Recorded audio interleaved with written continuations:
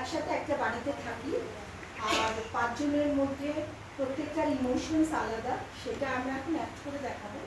আর এই বৃষ্টিমুখর সন্ধ্যায় একটি মেয়ে অফিস যাত্রী যে নিজে গাড়ি ড্রাইভ করে এবং তার গাড়ি বিকল হওয়ার জন্য আমাদের বাড়ির সামনেই সে আশ্রয় খুঁজে পেয়েছে এবং সে এসে আমাদের বাড়িতে আশ্রয় নিয়েছে। শান্ত আমাদের প্রথম ক্যারেক্টার, যে সে এইটা দেখাবে মেয়েটি ঢুকেছে এবং শান্ত তাকে আশ্রয় দিয়েছে। আর আমরা ডিনার টেবিলে একসাথে, যেহেতু আমরা সবাই আলাদা আলাদা কাজ করি, রাত্রে আমরা একসাথে খাই, সেই আমরা বসবো একসাথে। এবারে মেয়েটিকে নিয়ে আমাদের আলোচনা এবং নানান ধরনের ইমোশনস আমরা দেখাবো।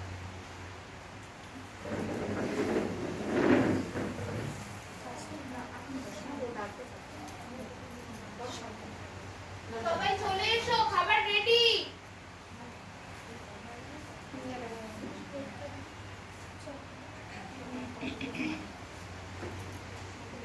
সবকিছু ঠিকঠাক ছিল তো? আজই সব ঠিক ছিল।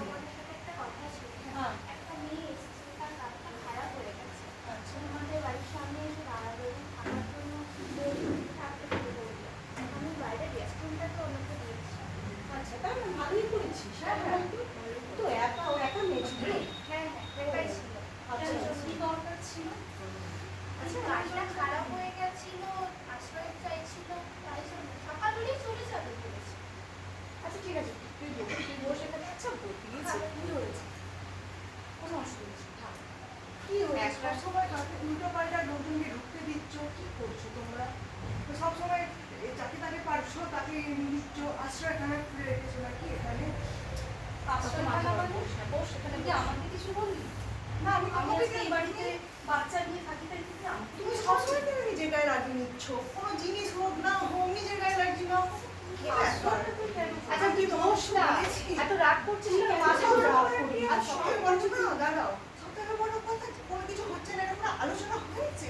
ডিনার টেবিলে এসে একটা বলছো, এই বাচ্চা মেয়ে, একে তুমি ডিসিশন দিচ্ছে একটা হঠাৎ করে সন্ধ্যাবেলাতে এসে।